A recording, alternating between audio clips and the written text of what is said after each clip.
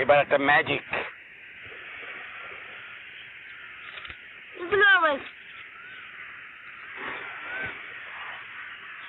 তোমাদের কয়েকটা কথা জিজ্ঞেস করবো, দেখি ঠিক ঠিক বলতে পারো কিনা।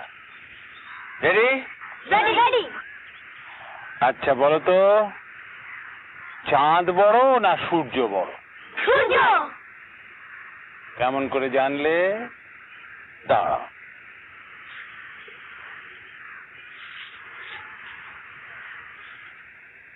এই হলো চাঁদ, এই সূর্য।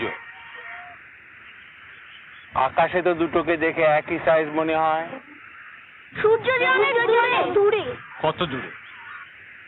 আমি বলছি, সূর্য 9.5 কোটি মাইল দূরে, আর চাঁদ মোটে 5 লক্ষ মাইল। তাই তো দুটোকে এক মনে। আচ্ছা ধরো চাঁদ যদি 5 লক্ষ মাইল দূরে না হয়ে 2 লক্ষ মাইল দূরে হতো,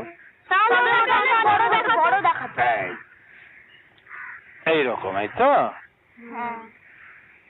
আর ধরো যদি চাঁদ 8 লক্ষ মাইল দূরে হতো, অনেক ছোট দেখাতো, অনেক ছোট মনে হতো। এটা এইরকম তো। কিন্তু তা তো হলো না। চাঁদ ঠিক এমনই দূরে হলো যাতে এইরকম। তাই চাঁদ যখন সূর্যের উপর এসে পড়ে, আস্তে আস্তে তাকে ঢেকে ফেলে, একদম চাকতি চাকতি মিলে যায় সূর্যগ্রহণ।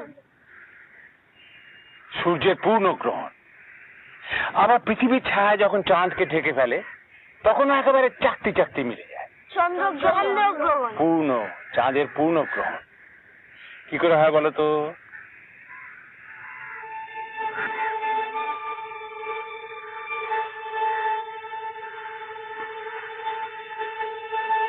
বলতে পারলে না? পৃথিবীর সবচেয়ে বড় পণ্ডিতকে জিজ্ঞেস করো, সেও বলতে পারবে। কেউ জানে না। এক বিস্ময়।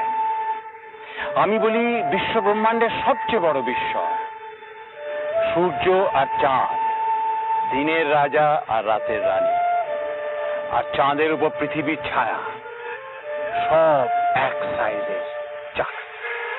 ম্যাজিক।